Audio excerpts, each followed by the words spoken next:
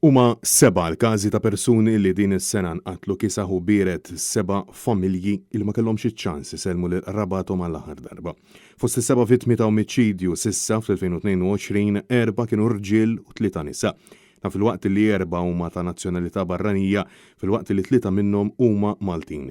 Fosthom żewġ nisa illi l-koll qed jitqiesu bħala vittmi ta' vjolenza domestika. L-ewwel qtil seħħ fl-ewwel lejla tas-sena l-ġdida omiċidju illi ħasad pajjiż. Id-delitt tal-Pollakka Paulina Dębska tfajla ta' 29 sena illi nqatlet b'mod brutali fi ġnien l-Indipendenza f'Taslima biżagħżugħ ta' 20 sena miż-Żejtun Abner Aquilina għadu għaddej b'proċeduri fil-qorti brabta mal-każ.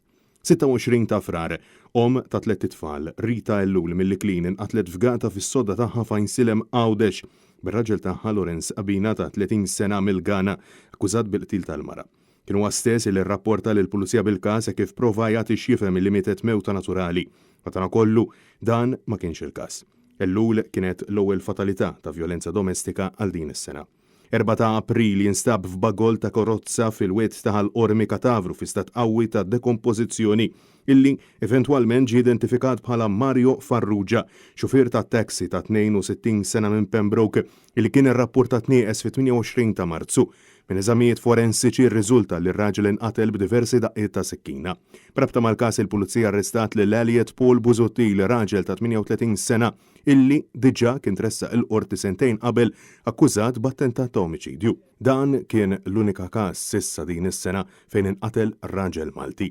7 ta' Mejju s-sibt filgħaxija lura fil-Gżira Awċija jinqatel b'daqqiet ta' sikkina waqt argument f'Marsa l-Forn, iżagħżugħ Sirjan ta' 25 sena Fawaz Najem, akkużat bil-qtil tiegħu tressaq il-qorti Sirjan ta' 24 sena Maher Al-Ġazem.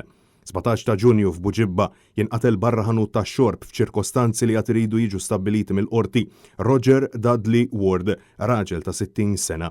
Brabta mal-każ kien arrestat u akkużat is-sit l-istabbiliment David Busuttil ta' 59 sena. 24 ta' Lulju, il-ħadd wara nofsinhar jinqatel Eġizzjan ta' 20 sena wara argument ma' Sudanis. L-aggressur Ali Sayed ta' 28 sena kien ipprova jaħrab minn fuq il-post fil-Marsa. Madankollu huwa kien miżmum mill-persuni preżenti f'dak il-waqt. Huwa kien akkużat li qatel lill-vittma permezz ta' 4 daqqiet ta' sikkina. Is-7 vittma ta' omiċidju kienet Bernice Kassar, il-mara ta' 40 sena ta' żewġ tfal illi 3 filgħodu inqatlet brutalment permezz ta' żewġ tiri ta' senter f'Kordin. 7 vittmi, 7 familji imkisra, 7 każi illi jibqgħu ġerħa fis-soċjetà tagħna.